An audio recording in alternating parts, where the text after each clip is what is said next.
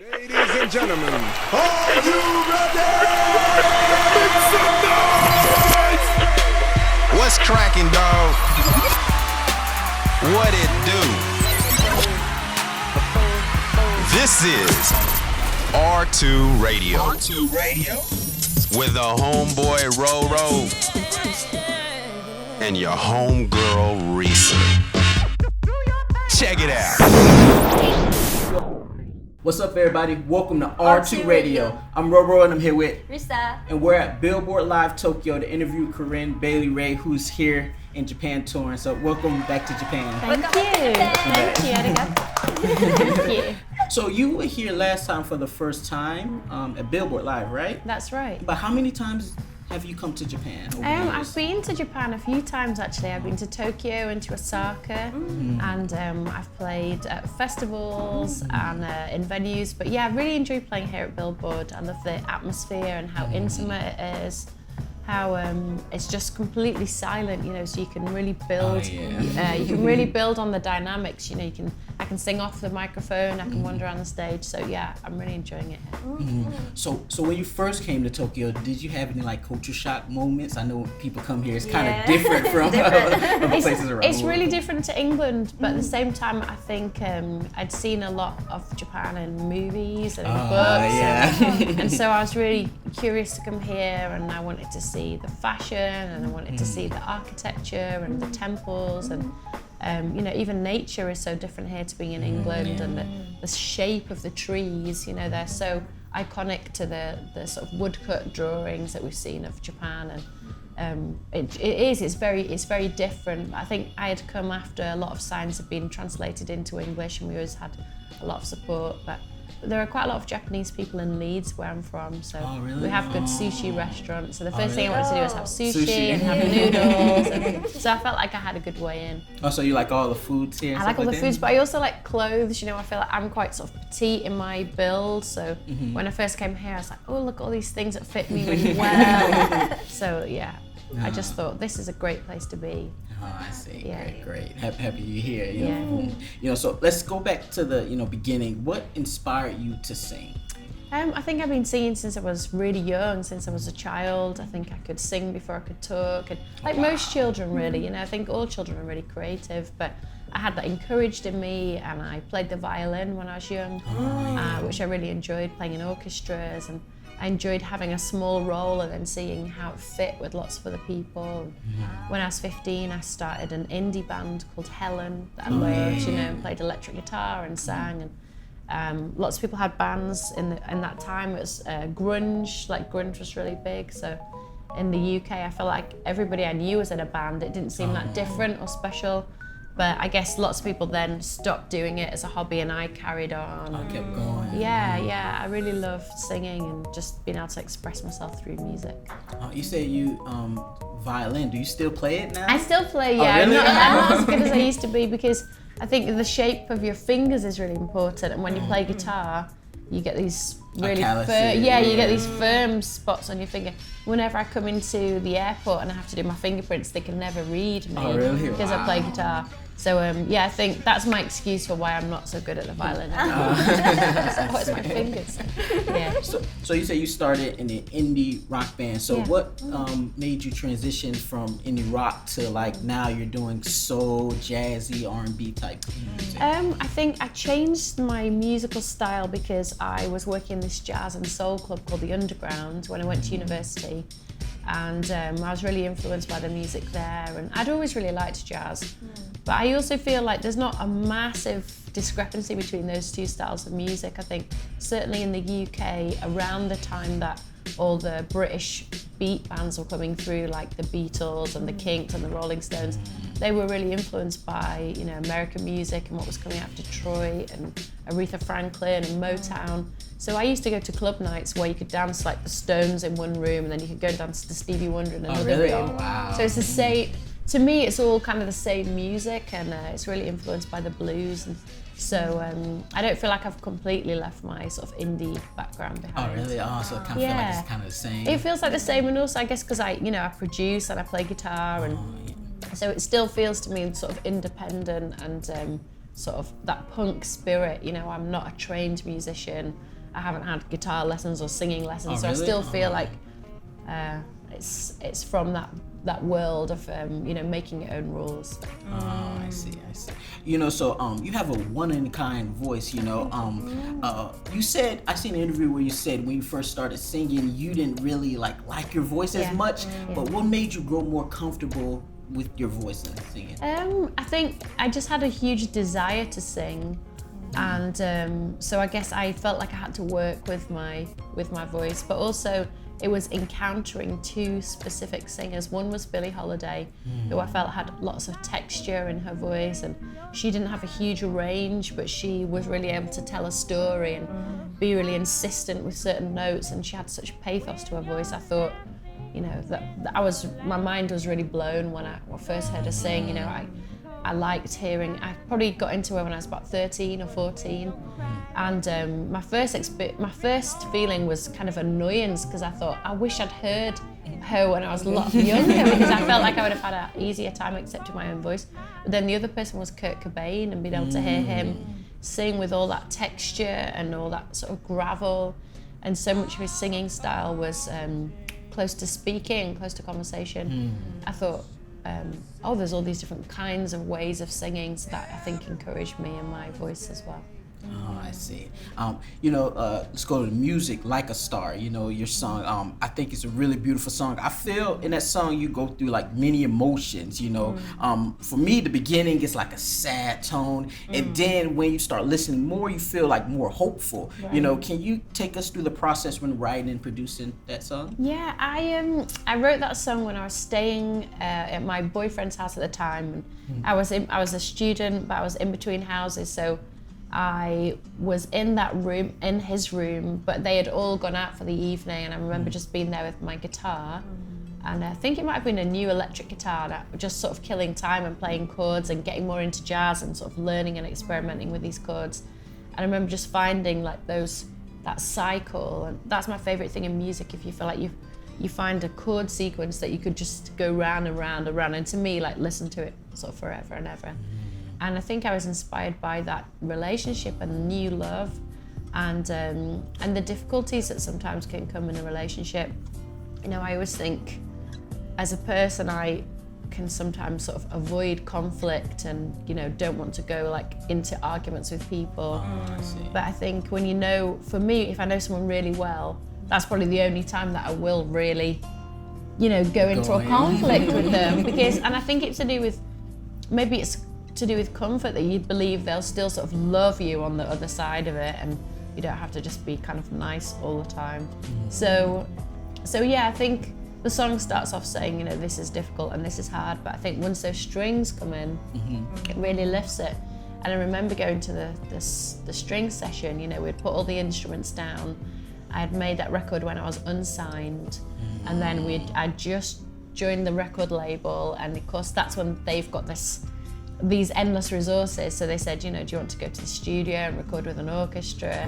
I remember hearing the strings for the first time, and the way that the studio was set up, you know, it was just the strings and everything else was muted, and I would just burst into tears. Wow. And I heard it. It was just like, it was a combination of thinking like, oh, the music sounds so beautiful, but also this is really happening, you know, my record's really going to come out, and you know, people are investing in it, people believe in it, so it's very moving to get to that section when the strings come in. I just couldn't cope. That sounds amazing. Yeah, it was really cool. You know, one of your biggest songs is Put Your Record On. Did you know it was going to be as big as it has gotten? It's like worldwide, man. My younger sister, so many people, so many people love that song. Oh, so cool.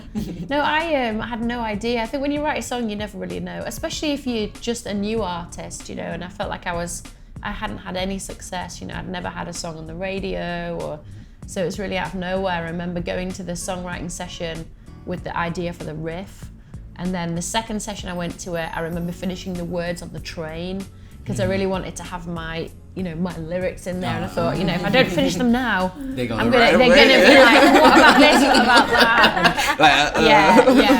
I worked with two really good songwriters on that song, Steve Chrysantho and John Beck, and they made me feel really at home, and we played around with a lot of ideas, but yeah, I remember getting the demo back and Steve had put the drum track on and I remember thinking, oh, I really like those drums. And then I remember doing the video in South Africa, and obviously when you do a video you have to listen to the song like 100 times. So it was like all the girls on the bikes and all the crew, and I remember the crew saying, I really like this song. like normally when we do a shoot, you just never want to hear it again, but they were saying, oh, I'm going to buy this, and I remember thinking, oh, maybe people like it. So yeah, but you never know. So it was really nice to hear it. I remember going into the record company and heard it in the background, and I thought someone must be just playing it, but they were like, no, it's on the radio. It's on the radio all the time. It's my first sort of awareness of it.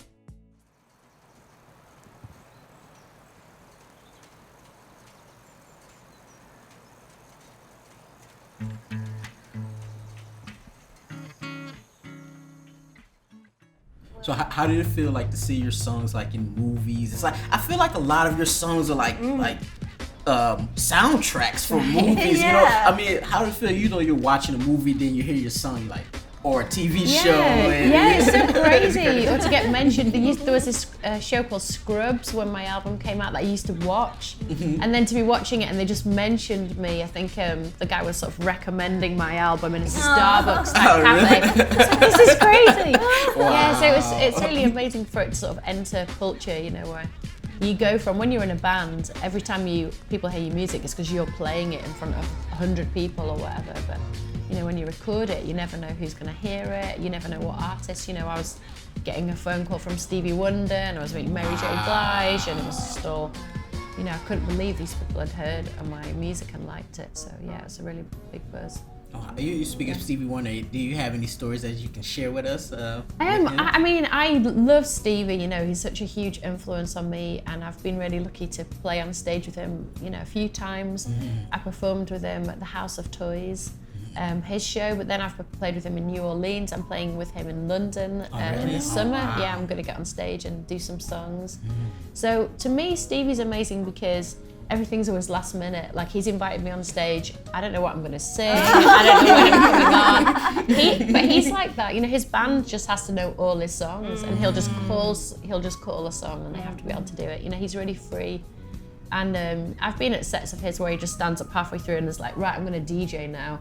And he just stands up and starts playing like a Prince record or something. Really? Yeah. Wow. Yeah, he's a lot of fun. So he owns a radio station, and we once went there to play, and it was a huge table. It was Sunday morning, and the whole thing was covered in food. And his team they were just eating. It was like a 10-course dinner. Yeah, like he loves his food, and obviously he's just a brilliant musician. But someone who's really fun to be around. Oh, it's amazing. You know, you say he played Prince. I know I've seen where you talk about a story where Prince came to your first show in New York, and then you also talked about when you was in Abu Dhabi. Yeah, that's right. Can you tell us more about that? I went to Abu Dhabi to perform for the Grand Prix, and we went to see Prince, and then afterwards he invited us to this after show, and we were quite late to the show, and when we got there I looked around, I couldn't see Prince anywhere. Everybody was just dancing, and then suddenly in the corner I saw this little woman in sort of a suit and had spiky hair like gesture over to me, and you know, I didn't have my glasses on, and I went over and then I suddenly realised it was Prince. Oh really? And I'd never seen him before, and he, you know, I'm like a small build, he was small, you know, smaller than me, and he was just like, you know, thanks for coming. He's so humble, his whole vibe. Like the few times I met him, he would always say like, can I get you anything? You know, so he's just like, he really wants to put you at ease, and he wants to show you like, you know, I'm here to look after you. So he's really, you know, he's really flattering that way, and it was really nice to be around him. We went back to his hotel, and he said, do you want to come to the after show? I said, what, you guys are going to play another show now? And he said, no, we're going to watch the show that we've just done, which was 2 hours long. I want to watch it back with a band. He had it on the big screen, and he said, I want to watch my performance, I want to critique it, I want to see what I can do better. So, you know, even at that late stage, he was just like, he would see a dance move and want to make it tighter, or see his performance. And through the course of the night, he'd just go and whisper to the different people in the band, you know, like, oh, you know, I want you to play this or do this. Or I thought it was really amazing to to have that so dedication. long. And to watch the show straight back after you've just done it, it really made me think about his work ethic. And then, we had a huge breakfast, and the sun came up, and then he was saying to me, why don't you just stay here? It's like, tomorrow we're going to be riding camels in the desert. I really want to stay, but I had to go on a flight. I had to go to DC to do it was for a charity, so I had to go. He was like, please come. He was like, we're going to Amsterdam. You can come on tour with us. And it's like, I rang my tour manager. I was like, Prince wants me to go to Amsterdam. Prince wants me to ride camels in the desert. And she was like, yeah, but you have to come and do the show. I was like, I'm so well behaved. So I never went in the desert, and I never went to that. So. But yeah, it was a real honor to be around him and to see. I feel like I've been set a really good example by a lot of these artists who are just at the absolute top of their tree and hugely famous as well, but they're just good people and nice people, and they're very secure, so they don't feel like they have to affect sort of distance or they just be nice and friendly and down to earth. So yeah, I think that's a really good way to be. It's an amazing story. In the business world, things are kind of all about like glitz, glamour, and like luxurious lifestyle. Was it hard for you to stay true when you first got signed? Because it seems like you stay true to your music yourself, but was it hard? Like maybe label is like, we want you to look like this, look like that. I think I was lucky because my record came out, a little bit later. I was in my 20s, but also I had a quite supportive label, and I'd almost finished my record. So I was able to go to a few labels and say, this is what it sounds like. It's pretty sort of acoustic, and this is who I am, and this is what my show is like. I was able to invite them to concerts and stuff. So I found a good home at EMI where I felt like they weren't trying to change me or make me into anything. And that was good. And yeah, I felt like maybe by the time I was that age, I sort of knew who I was, and so it was easy to sort of stay the course. I see. Yeah. When I listen to like all three of your albums, it seems somewhat like theme song for certain moments in your life, or like a journey from like dark to light. Do you feel it's like that? Yeah, definitely. Especially with the sea, I'd written that record. I'd written half of the record, and then I had that loss of my late husband, and then coming back to the record, so many of the songs felt different. They felt like they were about different things, and then I was able to reflect on that experience and bring that into the record. So yeah, I think that the sea has a heaviness and a weight to it, and then the Heart Speaks in Whispers is kind of coming out of that experience and finding joy and finding just finding joy in everyday things, which is because I think my life was so sort of heavy for a long time, and I thought I wouldn't be able to find that joy. So, I guess you could perceive some of the songs as being sort of light, but lightness was really hard won for me, and so I kind of revel in that now. I think sometimes like the most angsty music is made by people who haven't actually had like a really hard life, and but they still they have the sadness, and they're trying to work out what it is. But I think if you've had pain and you can directly relate it to like, oh, this is why, then you are happy to sort of move through that pain and into something else. That's what I think. So did you do that like or on purposely like that, or was it all organically, just the times you wrote this, then you look back and it's like, wow, it's I think it just came out of my experiences at the time. I guess all my songs are quite personal. I do write other people's stories as well, and I like to research things, but a lot of the time it is just the things I'm thinking and feeling at the time. I see. I see in interviews and performances, you're always like smiling. You seem like really happy spirited. Seem really happy. But like, it seems like you've been through a lot, especially with your late husband passing. How do you continue to stay strong and move forward from that situation? I think that time was a really big factor, and when it first happened, I couldn't sort of see any light, or I didn't think I was being particularly strong. I just thought I wasn't even really thinking about survival. I think that something in you helps you to survive, and also if you're really lucky and you have really good friends and really good family, then they just kind of carry you. So I definitely think there's been times in my life where I have just been carried by other people, and felt like I was, you know, just under a sort of heavy weight or a cloud. And you know, grief has the same roots of the word, same root as the word gravity. You know, so it's about like a heaviness, you know. And so I think it takes a while to sort of get that heaviness off, but I don't think there's anything you can really do. You know, I think sometimes in loss you feel like you're sort of doing it wrong, like, oh, maybe I'm not thinking about it enough, or it's the shock is a long time. But I think it's just time just moves you on, and eventually you realise you can't go back. You know, you keep trying to walk, you're hitting against a wall, which is just the past, and then you realise that the only direction is forward. But that takes I'd just say time. It takes a long time. So yeah. So if you had any advice to give to somebody that probably went through the similar situation, what would you say?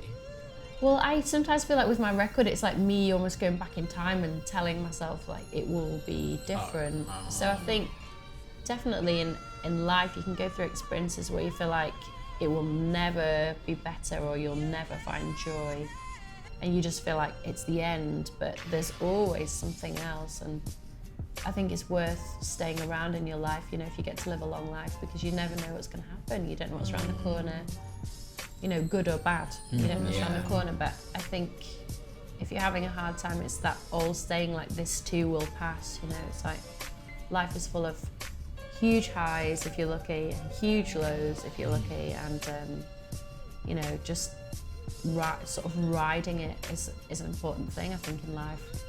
Instead of feeling like you always just have to be like living your best life. So it can make it, and it's like a combination of that and sort of drug culture that's like, just make everything fine now, and make everything, you know, just take this and you'll be happy. But I think happiness is part of a journey, you know. And, yeah, that's. I see.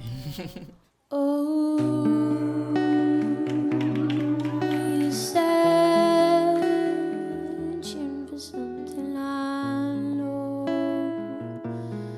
will make you happy.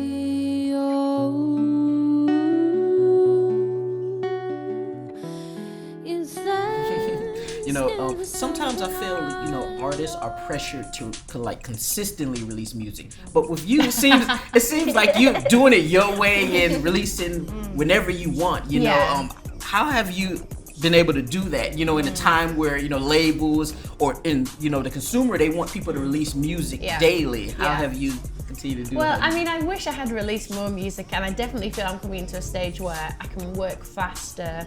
I think, you know, I love producing, I love being in the studio. I'm not one of these artists that's like, right, here's my vocal, I'm going to the club, let me know when it's finished. You know, I love being in the studio, and I love choosing vocals, I love recording, I love going to a string session, I love writing horn parts, I love auditioning guitarists, and you know, so I'm probably like a little bit too into the studio really to be a really prolific artist. I think you have to have a bit of detachment and say like, I've done my vocals, how's it sound? You know, email me the track. But I'm really just like there. You in like, there. oh, let's move the hi-hats a little bit later to see how it feels. Right, no, that doesn't work. Right, let's move them a bit later. Right, let's move them earlier. Or maybe it should be different hi-hats. And then you look up, you're like, oh, 3 years has gone by.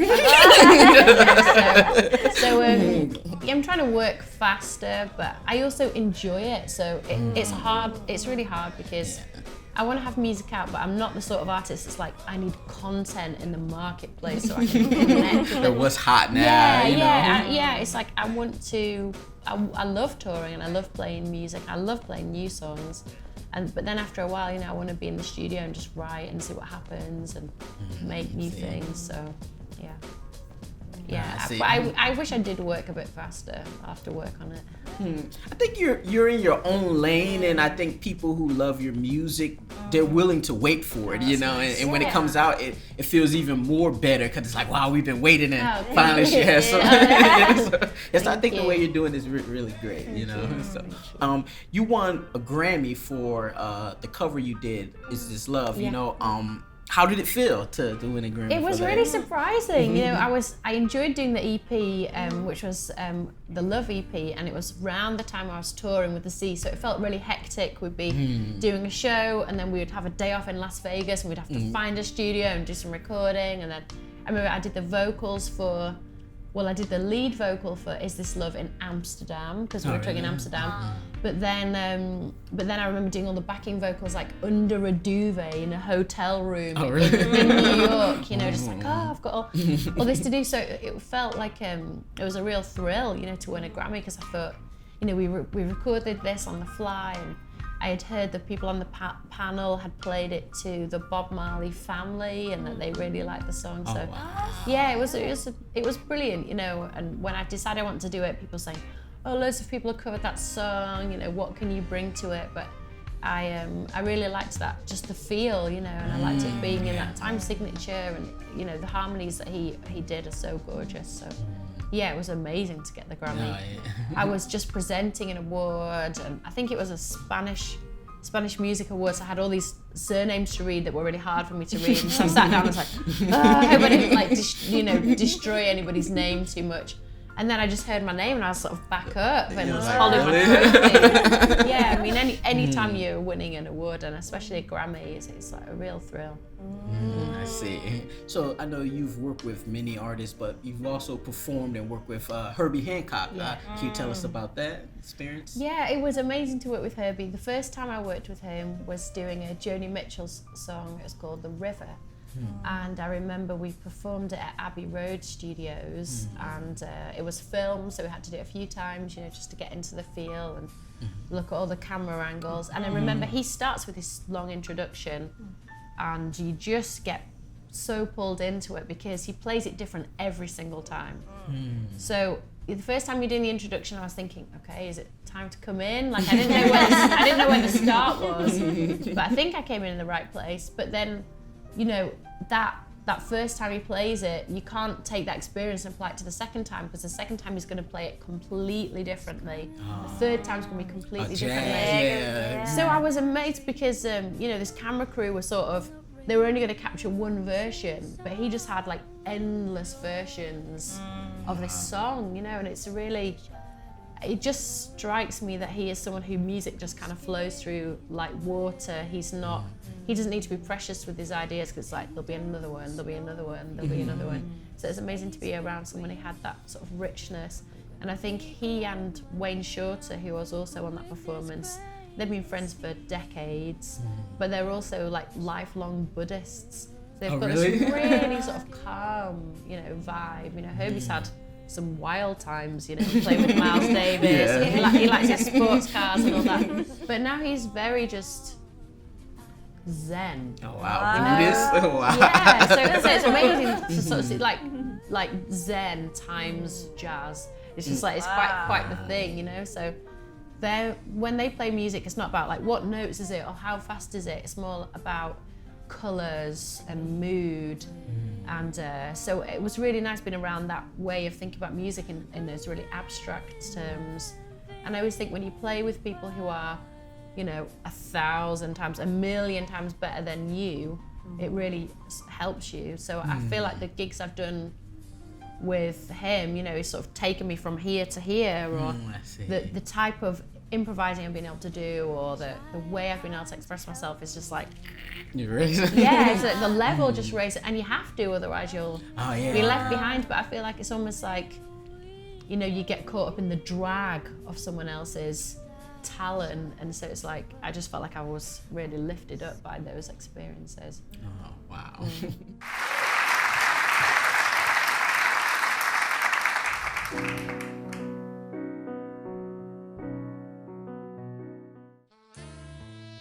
You know, you speak about being in the studio all the time, but you know, you tour and create music with your current husband, who is an engineer, producer. You know, so can you give us a little insight on your process working together? Because you both are in the music business, right? You know, so is music somewhat like a job for you too, or is it just so much a part of your life where you do it anytime, like even when you take a vacation or private time? Is it like that? Music is really like that for us. It's a way of life, and sometimes people say like, oh, how do you divide, the personal problem? And there just is no division today. So it's like, at the moment we're writing a song for a film, and the minute I woke up, it's like, right, I've just had some ideas about that film, and we need to do this, and there's no break, and I'm the same. I'll be like in bed at 3 a.m. saying, I just don't think that bass is working on that track.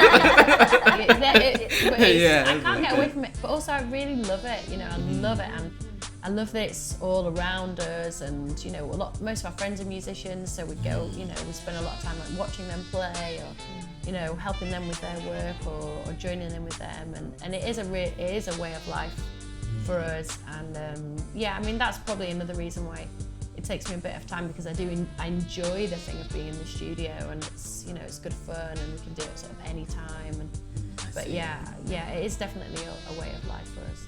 Oh, I see. Yeah. After winning awards, selling millions of albums and touring the world, what keeps you going? I think I just want to do something good, I want to do good work. It's the last thing I think about when I'm going to bed, and it's the first thing I think about in the morning. It's like writing songs and the sound of the records and how I can be on stage, and I feel like I just want to do more, I feel sort of dissatisfied, and I want to do better. I want to write better songs. I want to go to more places. I want to play to more people. So I guess that really drives me. I'm very grateful for the journey that I've had so far, but I just want to do more, and I don't know, without thinking and without trying, just things just come into my mind all the time. I feel the need to express myself through music and through songs and through poems, and so I sort of like can't help it. I just enjoy it so much. I'd like to do it my whole life if I'm lucky. Thank you. Thank you. But that was the final question. Can you give a final message to our listeners and viewers? Of course. I'd like to say thank you to everyone in Japan. Thank you for supporting me on my journey so far. I always have such a great time when I come here. Thanks for coming to the shows. Thanks for buying the music. Thanks for singing and dancing and applauding and giving me your attention and taking me into your hearts. And I hope to see you again soon. Domo arigato. And thank you guys. Thank you very much. So that concludes Thank you. Thank you very much. Thanks a lot.